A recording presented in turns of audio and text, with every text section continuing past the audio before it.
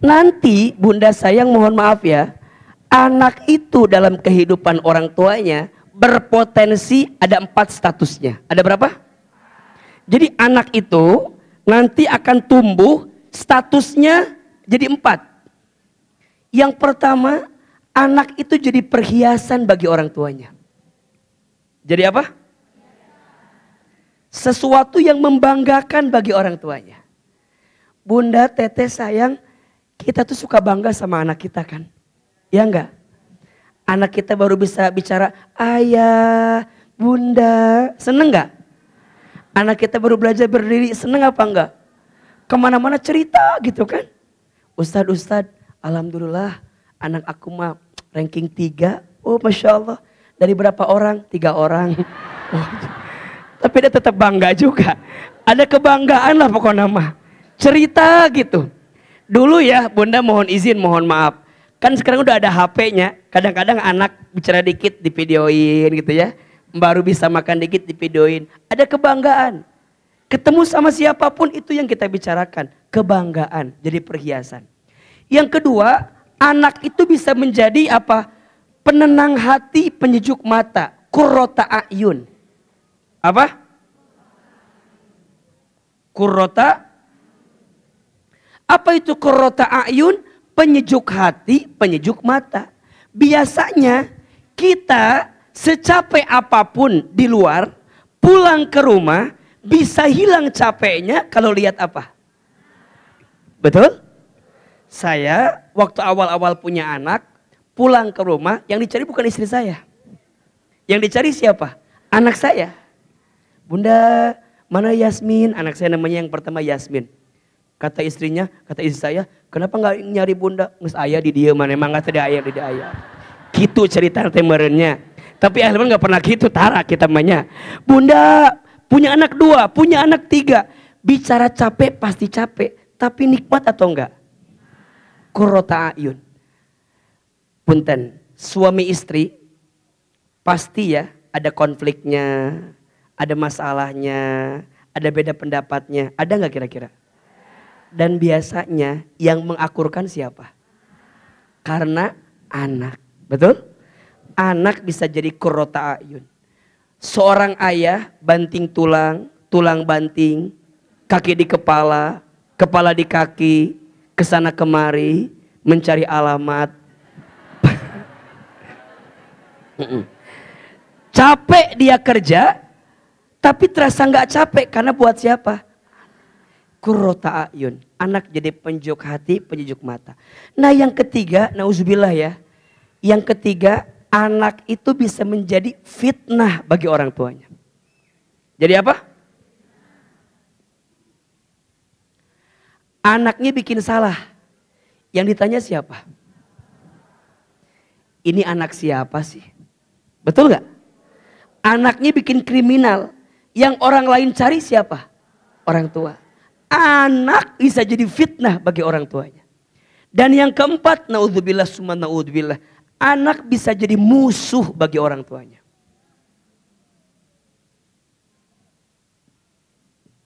Jadi apa yang keempat? Musuh. Bunda, teteh sayang, yang namanya musuh itu kan luar biasa. Anak benci sama orang tuanya. Sekarang ada apa enggak? Anak minta sesuatu sama ayahnya. Ayahnya nggak bisa beliin. Anaknya bunuh ayahnya. Ada nggak? Kemarin kita baca berita. Ada seorang anak yang tega memenjarakan ibunya. Ada nggak? Musuh. Anak jadi musuh bagi orang tuanya. 1, anak jadi perhiasan. 2, anak jadi qurrata a'yun. 3, anak jadi fitnah. 4, anak jadi musuh. Kira-kira bunda yang ada di sini kalau ditanya, kalau diurutkan 1, 2, 3, 4, kira-kira anak kita masuk kategori yang mana? 1, 2 atau 3, 4? Kita tuh berharap anak kita masuk 1, 2 bukan 3, 4, betul? Berarti kembali lagi, peran siapa yang paling penting? Orang tua. Nah pertanyaannya, apa tugas utama orang tua itu? Bunda buka surat At-Tahrim ayat 6. Surat apa? At-Tahrim ayat 6. Oke. Coba Bunda buka. At-Tahrim itu surat keberapa?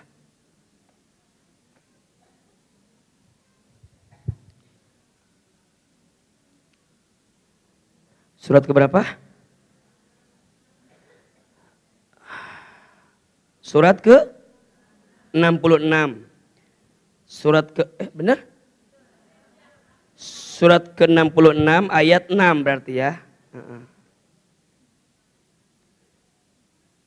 Nah, betul. Ayat berapa? 6.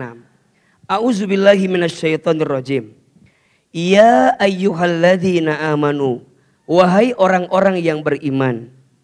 Qu anfusakum.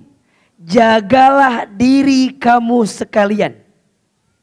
Wa ahlikum, dan keluarga kamu sekalian. Naro, dari siksa api neraka. Perhatikan ini Bunda. Tugas orang tua pertama itu. Didik diri sebelum didik anak. Kira-kira begitu. Solehkan diri sebelum solehkan anak. Banyak di antara kita, mohon maaf, sibuk pengen punya anak yang soleh, tapi lupa jadi orang tua yang soleh. Betul apa betul? Iya apa iya? Padahal dalam ayat ini yang pertama kali diperingatkan siapa? Jaga diri kamu sekalian. Berarti didik diri sebelum didik anak. Solehkan diri sebelum solehkan anak. Berarti jadi orang tua itu kudu belajar atau tidak? Kudu jadi soleh atau tidak? Bukan semata-mata agar anak kita soleh, bukan. Tapi yang lebih penting bagaimana kita juga jadi orang tua yang soleh. Karena ketika orang tuanya soleh, maka orang tua itu akan mengantarkan kesolehan kepada anaknya. Berarti Ustadz, kalau orang tuanya sudah belajar jadi soleh, maka nanti orang tua ini akan punya pola pendidikan untuk anak. Nah, bagaimana cara Al-Quran mendidik anak? Bunda buka salah satunya surat Luqman. Yang tadi Bunda Mina sedang bahas sebenarnya. Surat Luqman ayat 12 sampai 19. Itu pola pendidikan yang harus Bunda hadirkan untuk mendidik anak. Surat apa? Luqman, surat ke-31 ayat 12 sampai 19.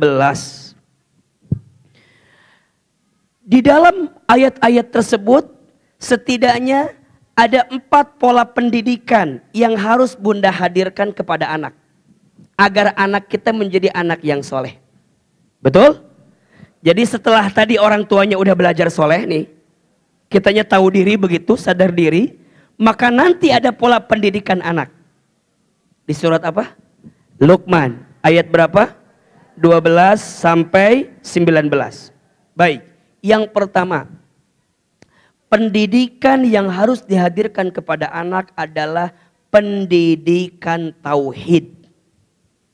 Pendidikan apa? Keterangannya ada di surat Luqman ayat 12-nya.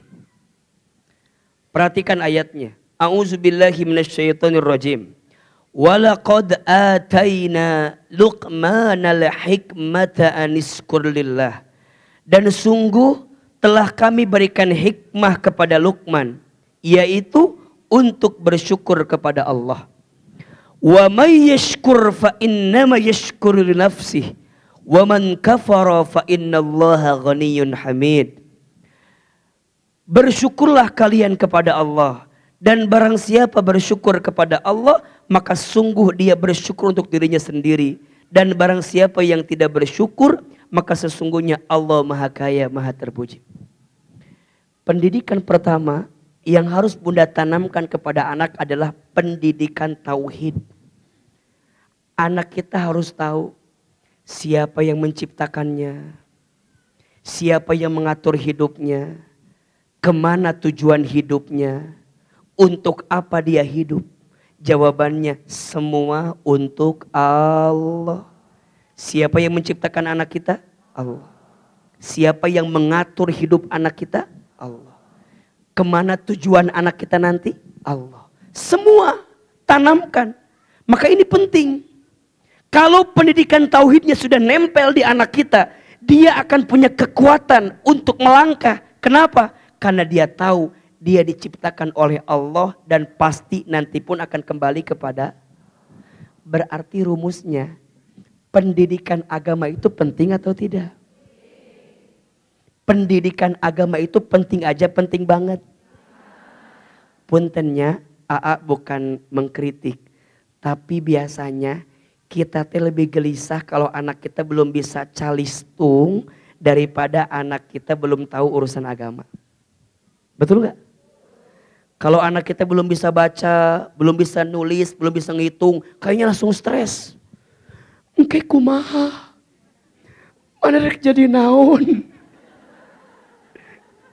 Tapi kita suka lupa. Kalau anak kita akidahnya nggak kuat, tauhidnya nggak kuat, rapuh anak itu.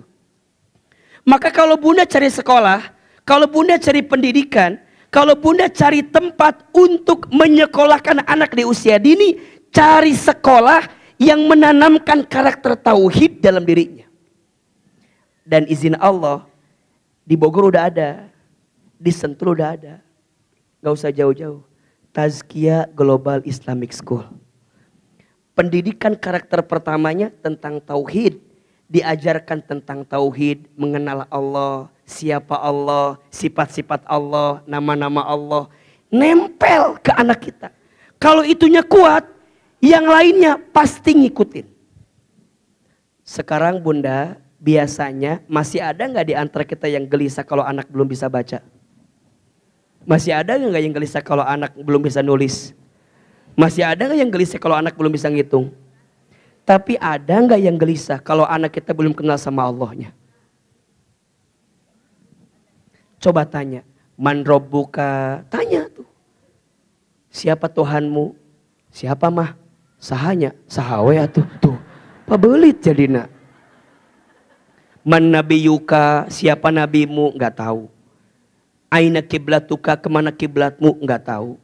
Ma imamuka? Apa panduan dalam hidupmu? Nggak tahu tuh. Rukun Islam ada berapa?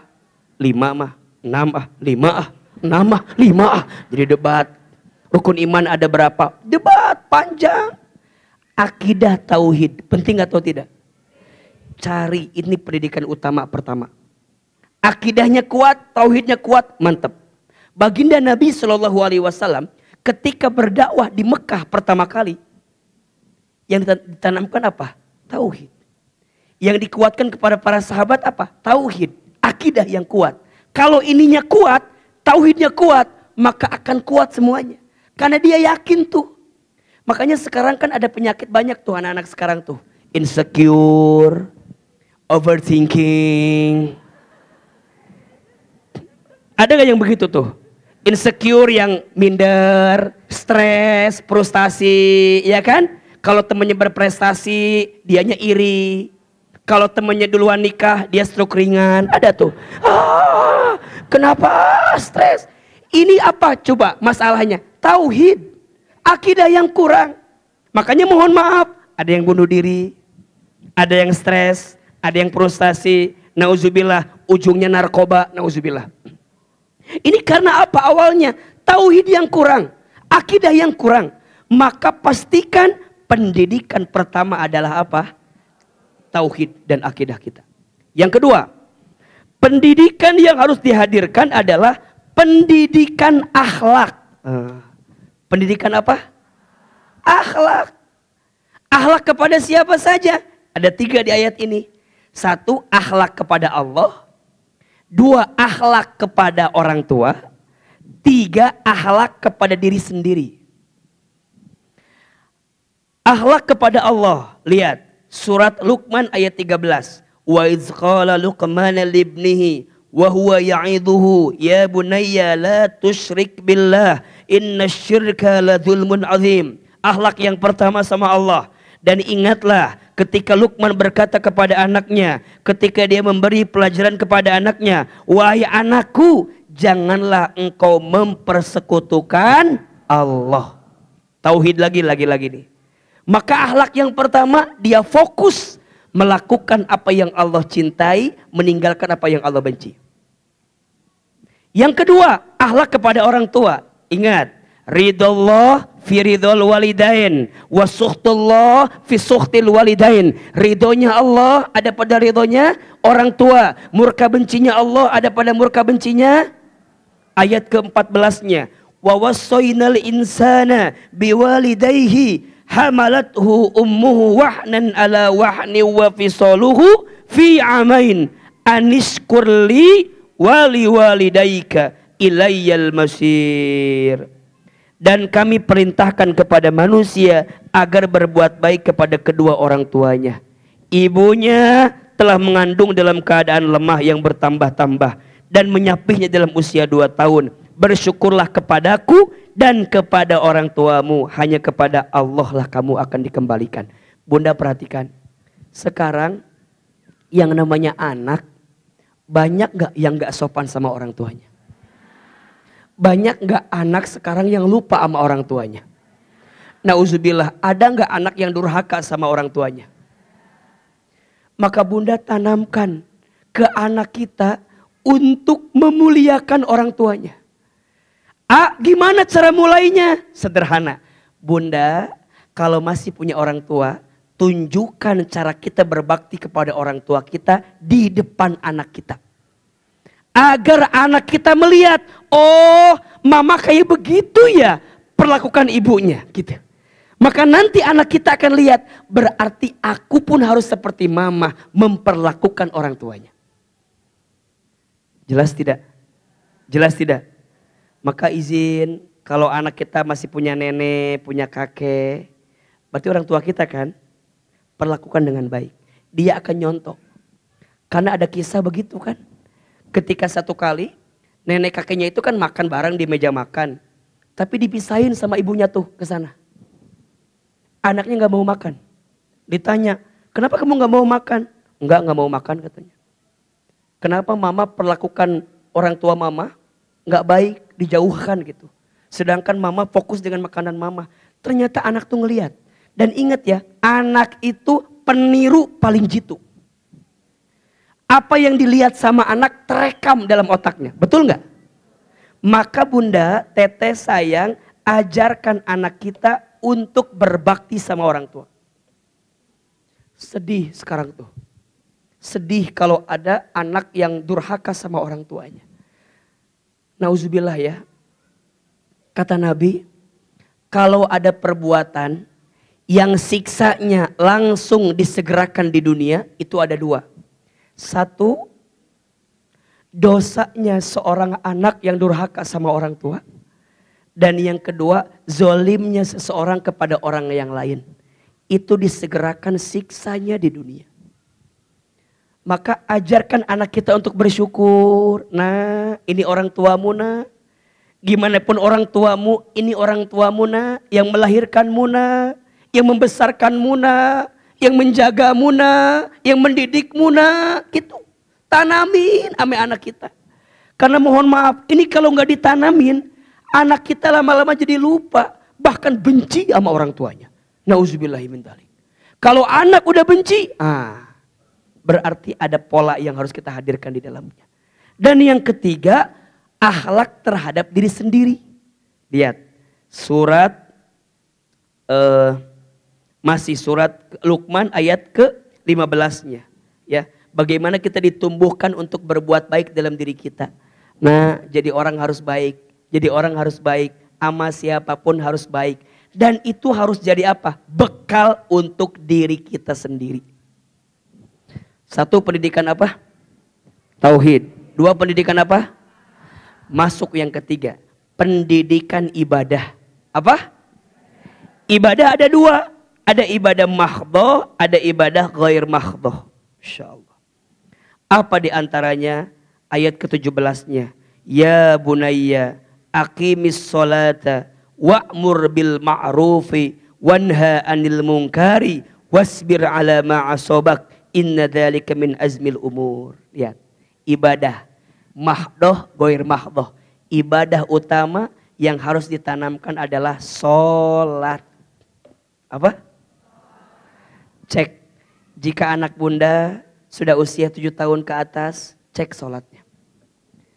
Udah bisa belum gerakan sholatnya, bacaan sholatnya, penting. Penting. Naik lagi nanti yang terakhir, pendidikan adab atau etika. Mana keterangannya? Ayat 18 dan ayat 19. Apa diantaranya adab itu? Wala tusair haddaka linnasi wala tamsi fil ardi maraha innallaha la yuhibbu kulla mukhtalin fakhur. Dan janganlah kamu malingkan wajah dari manusia dan janganlah berjalan dalam keadaan sombong. Adab. Terus apa lagi? Dan sederhanakanlah dalam berjalan dan lunakkanlah suaramu. Sesungguhnya seburuk-buruk suara ialah suara keledai. Adab. Jadi ada berapa pendidikan? 4. 1 pendidikan apa?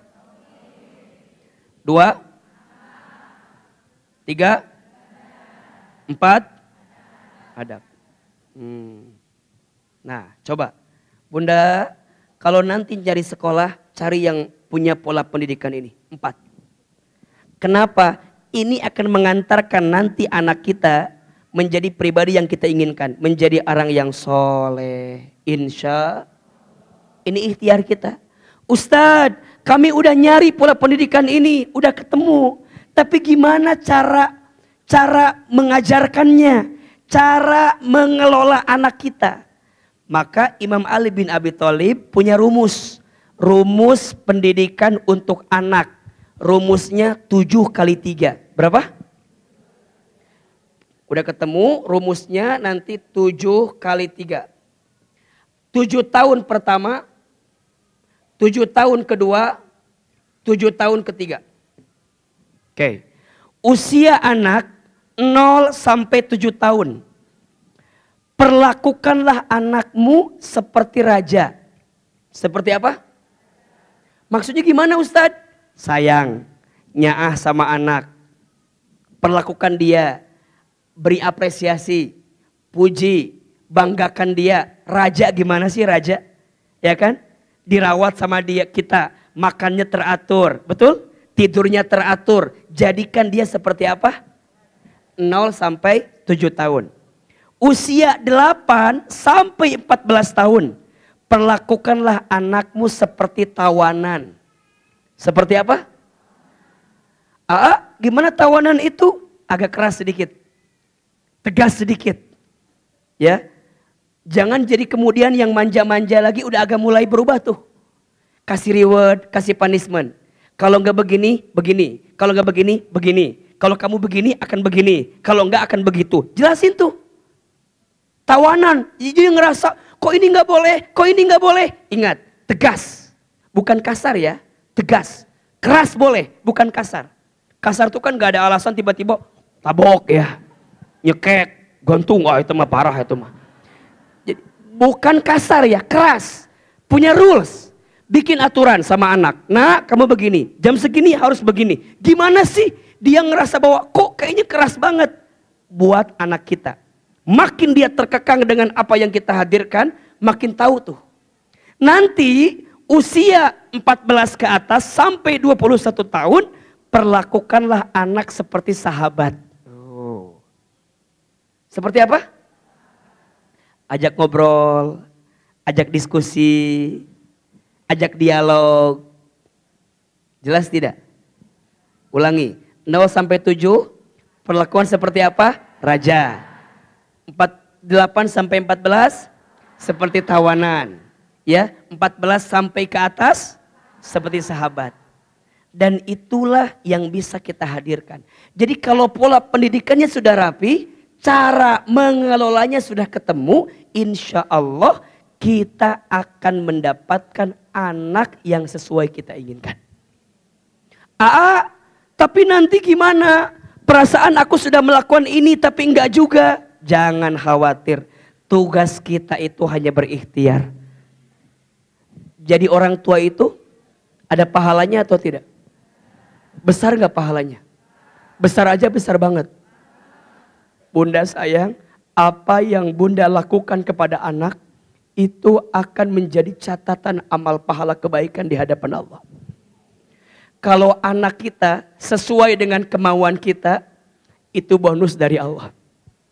Kalau belum sesuai, jangan putus asa. Karena tetap bunda mendapatkan pahala terbaik di hadapan Allah Subhanahu wa ta'ala. Belajar saja jadi orang tua yang baik. Belajar saja jadi ibu yang baik. Dan kekuatan ujungnya adalah apa? Doa. Apa? Doa. Maka pesan Ahilman, bunda sayang, jangan pernah lepas mendoakan anak kita. Titip sekali ya, setiap selesai sholat minimal bacakan doa. Salah satu doa yang diajarkan doanya Nabi Ibrahim untuk keturunannya. Dan semua keturunan Ibrahim itu bagus semua. Jadi nabi bahkan. Apal gak doanya? Coba Ahilman sekali, bunda sekali. Rabbana hablana min azwajina wa dzurriyyatina qurrata a'yun waj'alna lil muttaqina imama. Ikhtiarnya sudah, doanya sudah, pola pendidikannya sudah, tinggal praktekin. Dan biasanya prakteknya itu sulit. Sulit alias susah. Makanya harus betul? Gak apa-apa susah, makin sulit gak apa-apa. Karena makin sulit ujiannya, makin besar pahalanya. Saya yakin setiap orang tua diuji dengan anaknya masing-masing. Betul? Mulai hari ini, ojo dibandingke ya. Jangan bandingin anak kita sama siapapun. Adek kakak aja jangan dibandingin. Kamu mah beda sama kakak kamu, jangan. Kata adeknya, ya udah. Anak mama mah kakak doang, aku mah enggak tuh, jadi gitu. Sama adik kakak aja jangan dibandingin, apalagi sama orang lain. Nah, tuh lihat anak teman mama mah, anaknya Bu Tuti, wih, pintar, ini, nih. Nah, hari kamu meni bodoh-bodoh amat, sakit itu teh. Makanya kalau lagi kesel mendingan diem. Dasar anak monyet. Kata anaknya, berarti mamahnya monyet. Bunda, punten ya, tanpa sadar, kadang makin banyak bicara, makin salah. Betul nggak? Bunda ngomong gini sama anak, nak, kamu teh ngertiin mama tuh. Mama teh ngandung kamu, ngelahirin kamu, ngebesarin kamu, nyekolahin kamu. Mama teh capek. Kata anak ibu, suruh siapa, Ma? Lah aku mah nyuruh mama begitu. Iya ya, jadi salah kita. Coba bunda bilang gini, nak ngertiin mama. Pertanyaan saya, yang harus ngerti itu kita apa anak kita? Coba tolong jawab. Yang harus ngerti itu kita apa anak kita? Yang harus pertama ngerti itu kita dulu. Anak kita mah lahirnya juga belakangan dari kita, betul? Dan kita harus nuntut anak kita ngerti. Kamu teh ngertiin mama. Mama teh capek.